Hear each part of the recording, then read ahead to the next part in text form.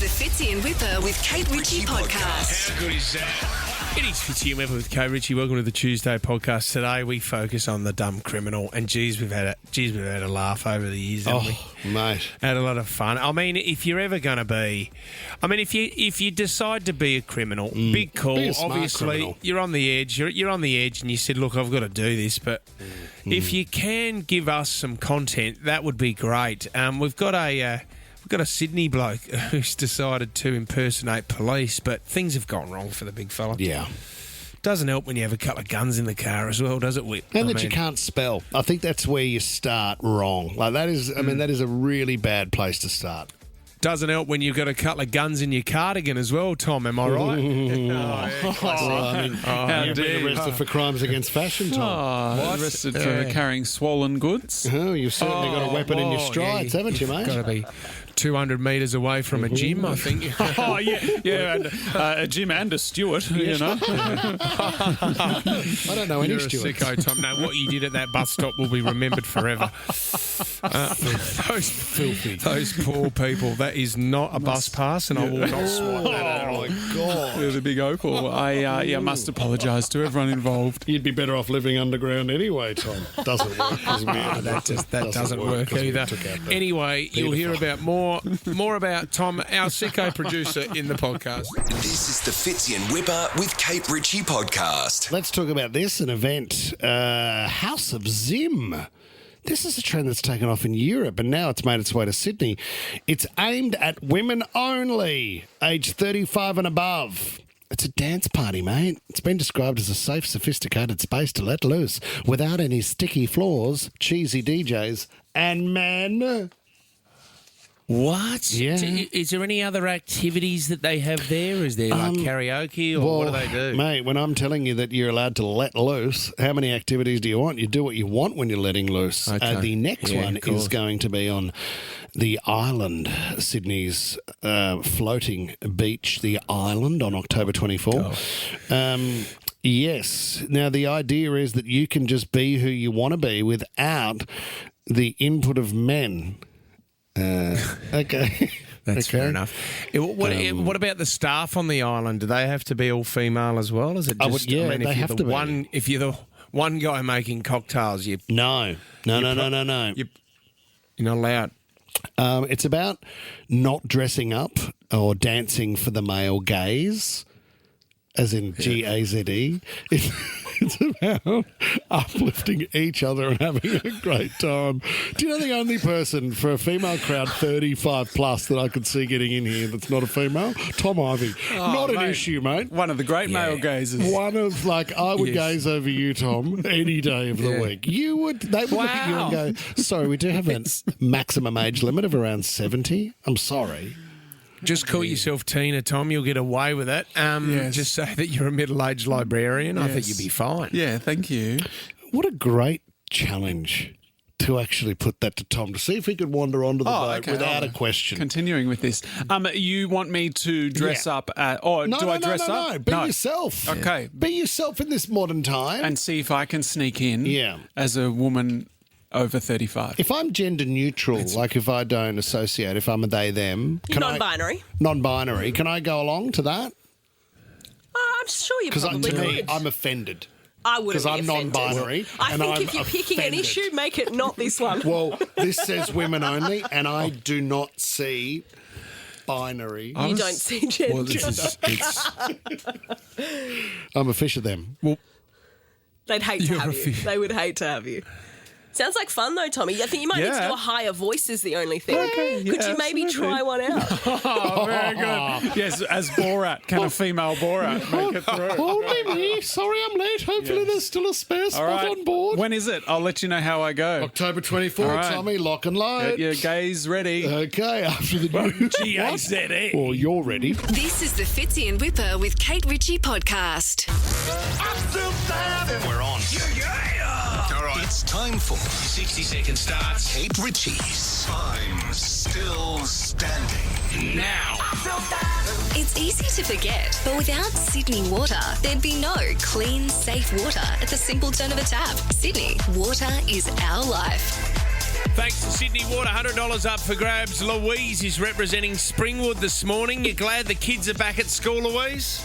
I am. Morning, guys. Welcome back too. Yeah. Good on you, Louie. Here we go. A big one for you today. Fingers crossed you're taking on Lisa, who's representing Heathcote. Hello.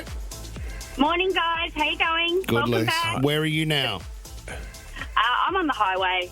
I wish I could pull over, but I can't. I'm dealing with all the parents that are taking their children back to school. Yeah. Of course, yeah. There'll be a fair bit of traffic. Be careful on the roads this morning. Louise is going first. If you get one wrong, Louise, the power goes over to Lisa. Whoever has the power at the end of 60 seconds gets the $100. Here we go, Louise. Your 60 seconds, it starts now. Pamela Anderson and David Hasselhoff start in what series, Louise? Baywatch.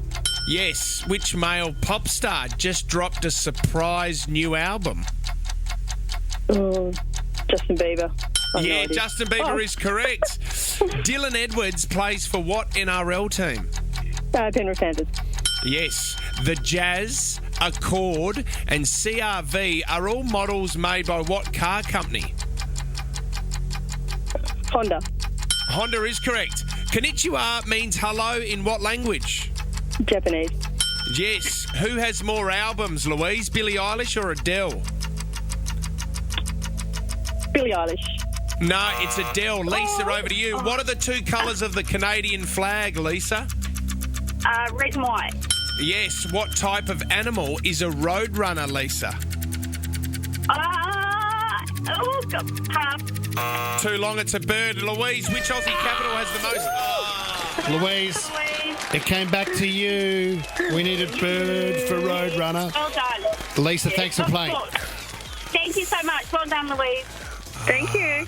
That's what it's all good about. sense. You know what? You can be ready to go right at the end there, and you can elongate it, try to get to the end, but you got 3 seconds on the clock. Thank you very much to Sydney Water. It's easy to forget, but without Sydney Water, there'd be no clean, safe water at the simple turn of a tap. Sydney, water is our life. This is the Fitzy and Wippa with Kate Ritchie podcast. We found another one. Dumb criminals. You've been hit by a dumb criminal. It's one of my favourite segments. Can I give you a couple before? I remember the last one what we did with the guy over in Utah. He has been arrested for shooting and killing his mate. The thing was, though, the boys were smoking a couple of doobies around 8 p.m. in the house, and they were talking about guns in the kitchen, and then they decided to go out into the shed. And one of them said, I can dodge your bullet. I'll dodge that bullet. I can dodge a bullet. Go on, have a crack, mate. He said, mate, you fire it and I'll jump out of the way. His mate has been done for murder, unfortunately. Why don't we start with catching an arrow? Grab the bow and arrow first and we'll see if you can catch that. If you can't do that, then I won't shoot you. Oh, how's this one over the weekend? Have a listen to this news from the dumb criminal whip. The New Jersey man is facing several charges after crashing his car into a police station, all while blasting the Guns N' Roses song, Welcome to the Jungle. Oh, my God. How was your night last night? Look, I didn't get a plan. I was going to watch the footy at home, and then I decided to get in the car and do a couple of manies. And do you know what? It's probably a moment where Welcome to the Jungle comes on, and he goes, you know what? Yeah. Stuff it. I'm going for it. Gunners! I'm just going to drive this straight into the cop station. Okay, this is a local one. This is in Sydney's inner west in Strathfield, but a 20-year-old P-plater has been arrested for, first of all, he's been found with a couple of guns in his case, possessing firearms. Yeah. And so he's been busted for that. The other one is he has also been charged for impersonating police. But he's impersonating a Chinese police officer. I'm going to put this up on the screen for you, Whip, though. It's in page 16 of the paper this morning. He's stumbled across a couple of issues, hasn't he?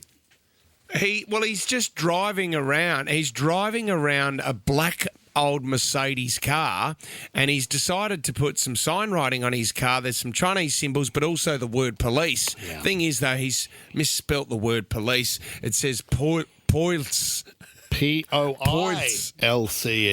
been hit by a dumb criminal. Do you know what? I feel like he's getting back at us because, you know, when jokes were made and quite often someone would go and they'd get a Chinese symbol tattoo that was meant to say friendship or courage, but it just said idiot. Yeah. I reckon this is a bit of a reply. I mean, you've gone for police, you can't spell the word, and as if anybody is going to think that that's an official police vehicle. I just don't understand it. Who is he pulling over and who is he trying to fool with that? Yeah. And if you're not sure on the spelling, don't carry guns in your car. This is the Fitzy and Wippa with Kate Ritchie podcast. You're not going to believe it. I've stumbled across a... Amazing claims. Amazing claim. This time, it's about a very well-known man by the name of Barack Obama. Oh, man. I had no idea about this. And 132410, if you've got an amazing claim, and I want to know... The Rosso one that gave us before with error guard. I couldn't believe that story of the guy who invented error guard for our soldiers over in the war. Next thing you know, it's on the Queen. I would like to know if you are related to a celebrity or someone that's done something of grand significance in this country or another. Are you related to them? Obama's come out and said, yes, I have a very famous relative. He said, I think we're about ninth cousins, if that makes any sense. But they have gone down and had a look at the link to this famous claim, and it appears to be 100%. Would you hook up with a ninth cousin? Yeah, you would. And this dates, especially if it's this person, it dates back to a relative they both have called Edward Hickman, who died in Virginia in 1769. His ninth cousin is Brad Pitt. Amazing claim. Amazing claim. But it's 100% correct. And they're able to go back and have a look at it. Yeah, but I mean, with ancestors, you could probably link yourself to any celebrity, couldn't you? Well, you've got to come from somewhere, don't you? Well, that'd be weird. I mean, Tom, what if you and I were ninth cousins? I mean, there'd be some pretty shady characters that are colonists that go all the way back here in Australia, wouldn't you? I mean, you could link yourself to Ned Kelly somehow, couldn't you? You'd have to. Ned was a very busy man. I mean, you don't see the link with Obama and obviously Brad Pitt, but they've gone back through the family tree, and he said, Obama has come out and said, yeah, it's a little bit frustrating that he got the better looking side of the gene pool, but you're all right, mate. You got the brains. Don't worry about it. Does Obama? That don't impress me much. It does impress me, actually. Impresses me that you found a bit of Shania Twain there, Jess. Well Thank done. you, Jess. Do you invite Brad Pitt to Christmas this year if you're Barack Obama? Yeah, you do anyway, for the sake of it. Well, Madonna came out a while ago and said that she was related to Pope Leo. They shared some ancestry. Oh, yeah, I can see a lot of similarities. Do you remember when Pope Leo came out on a tricycle dressed as a clown? Classic move, just to represent the family. Rochelle in Guildford. You got a very famous uncle, Rochelle. I do. Captain Cook, 11th great uncle. You're kidding me. Did you used to love to explore when you were younger, Rochelle, like your famous captain? Not quite. Unfortunately, I didn't get that trait. Have you got the family tree on the wall at home where it shows the link? No, because to some, that's probably something to not be proud of. To others, it would be something to be proud of. But it's not something we display. It's still an extraordinary, impactful story. You would agree with me there. It definitely is. Definitely is. And how many kids did Captain Cook have?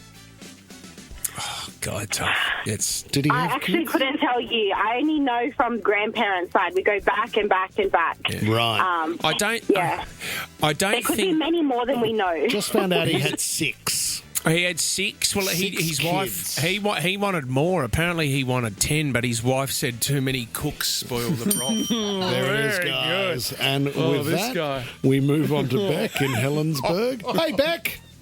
Hi, how are you? Who are you related to, Beck? I'm related to Banjo Patterson. Would that be Australia's most famous poet? Yeah. So Beck, who found out in the family? Did you find this out, or is this a story that your old man tells everybody? Yeah, well, this is on my nan's side, so they did the whole family tree, and when they found out, everyone just went crazy. They were like, oh, my God, this is so cool. So The old banjo. Didn't he, Waltzing Matilda, did he write Clancy of the Overflow? I think Beck, he lived on Queen Street, Wallara. Well, actually, I have no idea where he was from. I just know I'm related to him. He's like a great, great, great uncle. Yeah. Gotcha. So,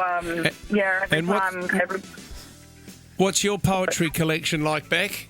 I'm not very good at it, so I didn't get that trait. And you always wonder, too, is there any cash in it for the family down the track? Anyone getting any royalties, Beck? I don't think so. Long gone. I'd name one of your kids Banjo, Beck, so then you can tell the story every time someone sort of asks about it, you know what I mean? Related. It's on my baby list. All right, well, good luck, I Beck. like it. Okay, there's a poem in that. Cassandra in Kensington, what's your amazing claim, Cassandra? Oh, hi. We've got royalty blood, apparently. So my nana, she comes from King John's second son. And then her ex-husband, my pot, comes from King John's first son, which is King Henry III. Wow. And it's all, someone in the family did all the research, and it's also on familysearch.org, so I've actually got the evidence. I'm looking at it now. Right. Is that why you live in Kensington, Cassandra, just to keep up the royalty claim? No, I'm in Kensington because I'm in the Navy. Oh, right. Cassandra, okay, gotcha. The Royal Navy. I'll just add that. Cassandra, can I ask, when you say King John, like how long ago was King Johnny around? Was born in 1167. We're going back. Gotcha. We are really going back. Cassandra, and did he? I don't know. Usually they behead a wife or anything like that. Was there a claim to fame for him, Cassandra? Well, thankfully, I'm related to King Henry III, not King Henry VIII. Yeah. But there's a lot of controversy with different royalty either way. Cassandra, I heard some disappointment in Fitzy's voice. He would have loved one of your old relatives to have chopped a couple of heads off. Heads will roll. Enough, hang on, my fiance, he's related to the guy who became the first hangman in Sydney. Sorry, I'm sorry to say this to you, Cassandra, but that's a juicier story than the royalty claim. No, it's not. What, so he would tie the knot, would he?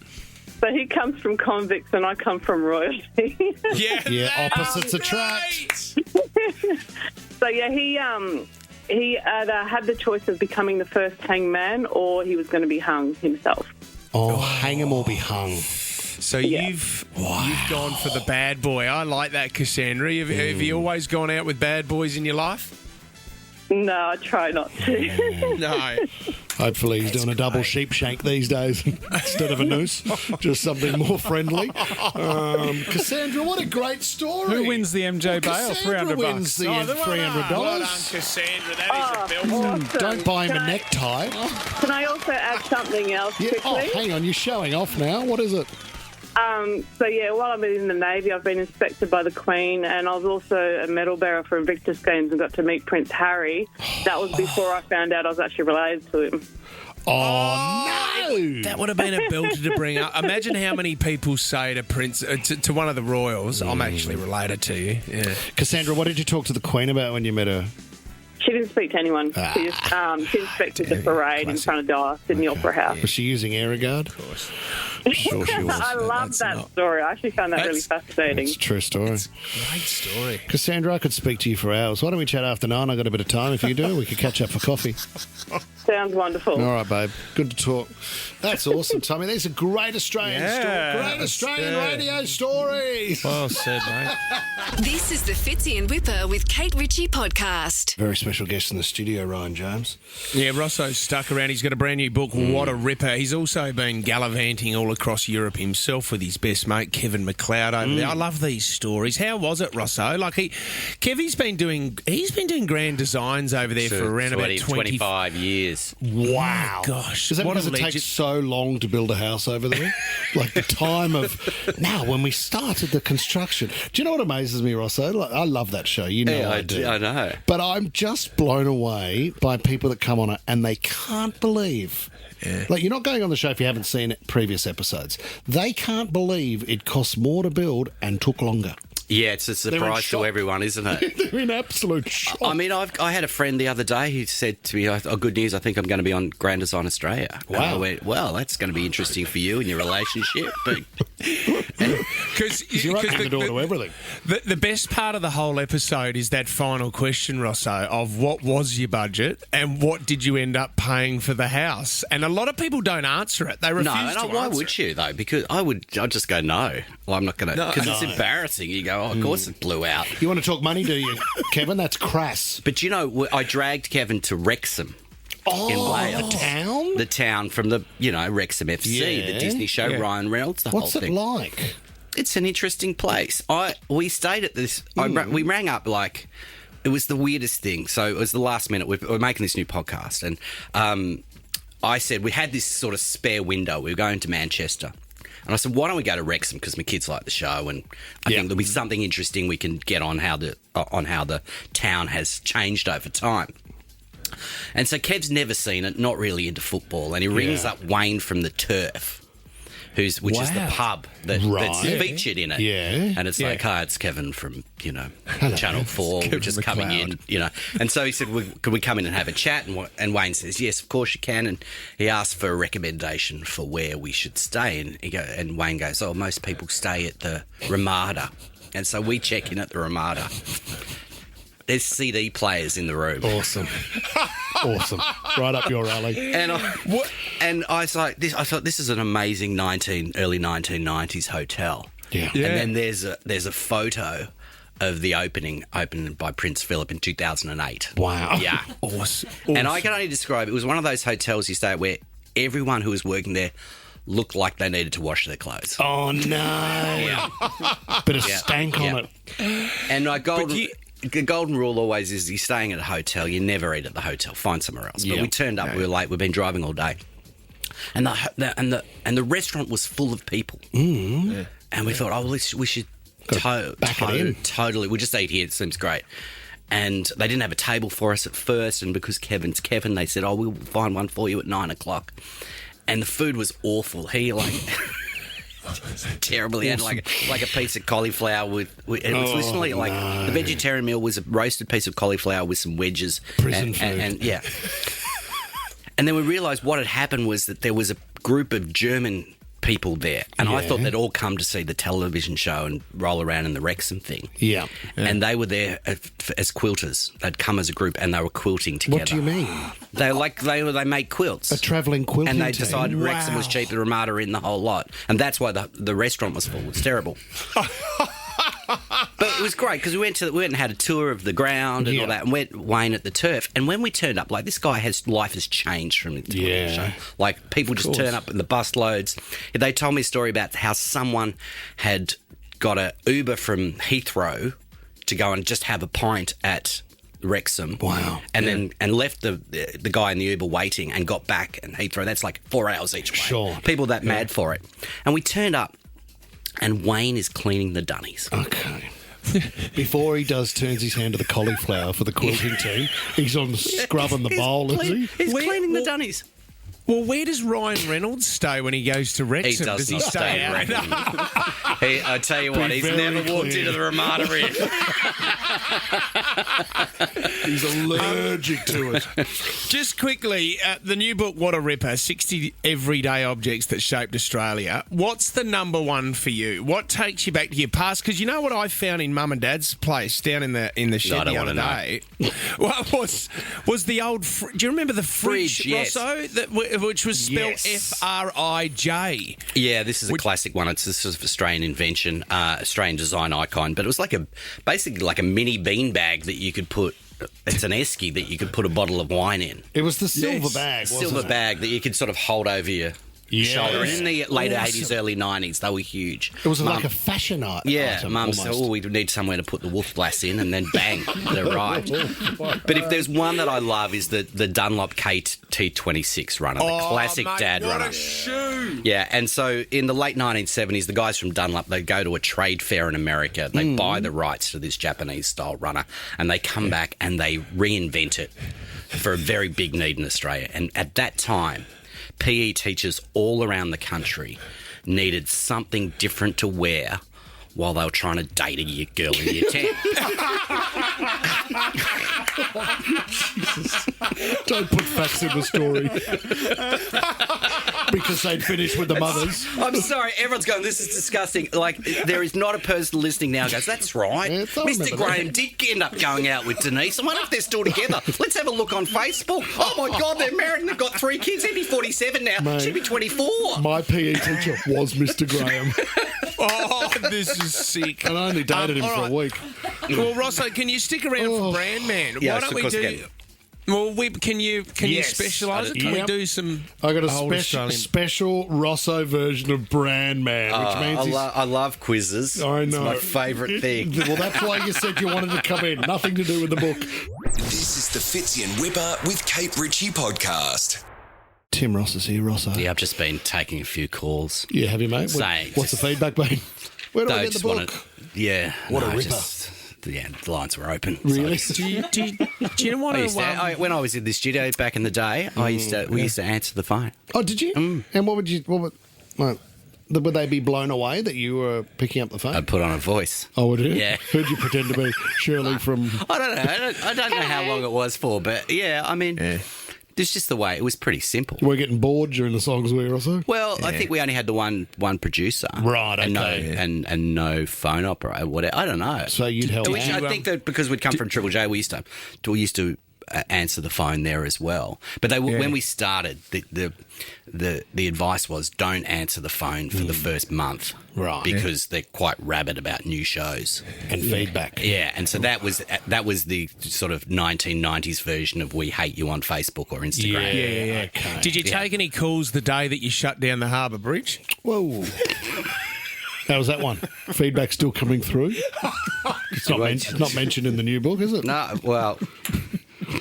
That's right, we've got Brand Man to help you out.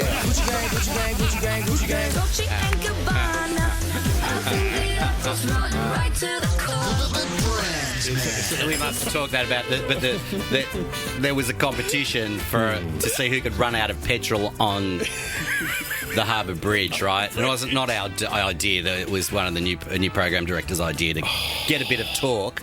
And then we got some talk, and the front page of the Sunday Telegraph was a photo of American Eye on the top. Idiots. Dumber and dumber. Oh, yeah, got some talk. Yeah. Got some real guys, talk. Can't buy the front page. Yeah. You can now. Did you miss the radio, Rosso? Yeah, I really do. I miss being on front page of the Sunday Telly for something I didn't come up with. Dumber.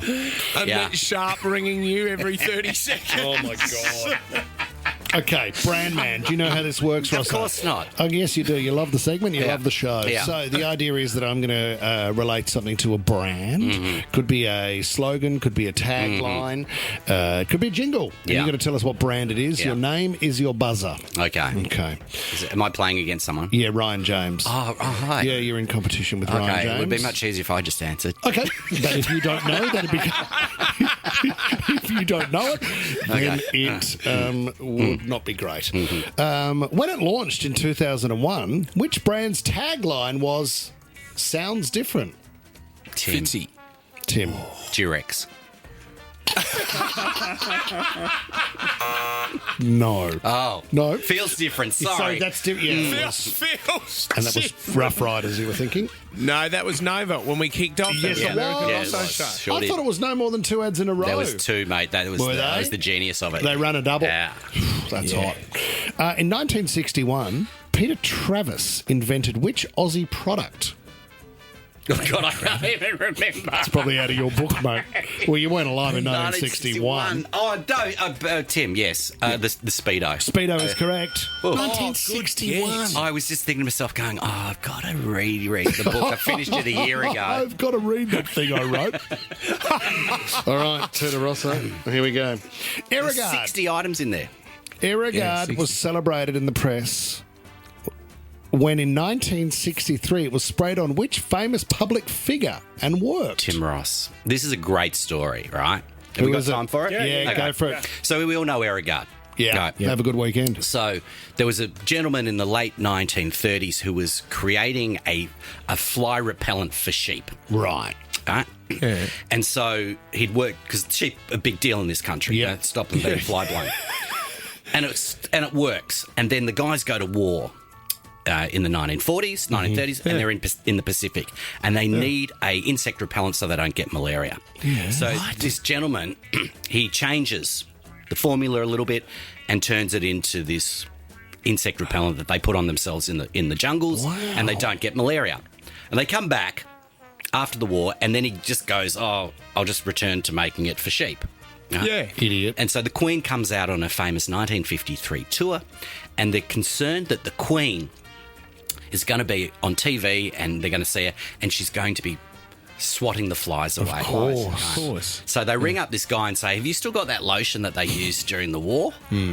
And so they give it to the Queen, and that she uses it, and someone notices that she's not waving away the flies, one of the journalists. And so they ask, what was going on. It comes out that it's this thing that CSIRO developed. So Mortine ring up the CSIRO and say, "Can we have the formula to this?" And in those days, the government, the CSIRO, would just give things away. Yeah, go for it. So they basically gave Mortine the formula. Mortine or Aerogard? Well, it's the same company. Oh, right. So they create Aerogard out of that for nothing. So the question is, Rosso, the guy that invented it, he got nothing out of it. Yeah. Didn't make any money. And I can't even remember his name on the radio. Imagine if the slogan was, "If it's good enough for our sheep, it's good enough for the Queen." That's good. You know what I mean? Yeah. There's an obvious, well done, I feel Rosso. bad about that. That is You a can Google great his name, story. but it's a good story. Which Aussie airline invented the escape slide raft, which is on the plane? Ryan James. Was it TAA? No, it was Qantas. Yes, it was Qantas. Yeah. It was an employee, wasn't it? Yeah. Graham McJunton. Who said, "Why don't we just have an inflatable raft so we can have a slide on board?" Yeah, no, he was working. They were trying to make a way in the future for food to be cheap on planes. And they couldn't work it out, so they just went, "Oh, let's do a safety slide." Let's do a slide. Is that what it was? Yeah. What about this? What product was this 1987 ad for? The other kids thought his hat looked great, trying to swap and trying to be mates. But no, he said, "My mine. It protects my head all the time." I thought that was the brand, not swearing. I thought it was a swear word. Oh, that was the brand in there, was it? It's the stack hat, isn't it? It is the stack hat. Oh, classic stack hat. It was just too massive, though. I mean, you could see someone coming from a mile away with a stack hat on. It was like a terracotta pot on your head. Before they became compulsory, they made them compulsory at our school. Did they? Yeah. Another government deal? And then so it would be awful because the girls' school didn't have to wear them. Like I went to a boys' school and then the girls were the girls' school. And so the same thing would happen was that whenever there was just boys from all over the school, they'd be riding their bikes with them, and then like 100 metres up you'd see a girl and everyone chucked theirs in the bushes. Bit like the line bike of today. That's what there's girls, I'll chuck my stack hat in the bush. Get off. Oh, my skin's caught in the clip. What about this one? Which wine brand invented the goon bag with the built-in tap? Oh, is this... Wins. It's a built-in tap. It's Wins, isn't it? No, it's not. Oh, God. I can't get my own. Built-in tap. I would suggest you know it quite well. Yeah. Oh, because it's two different... Penfolds did one and then... Penfolds did bang. one, yeah. Yep. No, You've Did Penfolds invent it? Not the goon bag, but the tap in the goon bag. Oh, gotcha. I was confused there. Which brand's tagline was super cool shorts? Oh, that was Stubbies. Yes, it was, and I used to love them because you'd play footy in them, you'd wear them on the weekend, you'd go on holiday with them on. Stubbies were awesome shorts. The company was so big that they changed their name to Stubbies because that was their biggest product, yeah. Is that right? What about this one? What is being advertised in this 1983 commercial? Fitzy. Is it the Solo Man? No, this is about putting things in the bin. Do the right thing, put it in the bin, don't litter. Put it in the bin. Anti-littering. Gotcha. Right. Do Sorry. the right thing. That was catchy, that Yeah, one. I'm 65, I can remember it. The Sandman panel van was created by which company? Holden.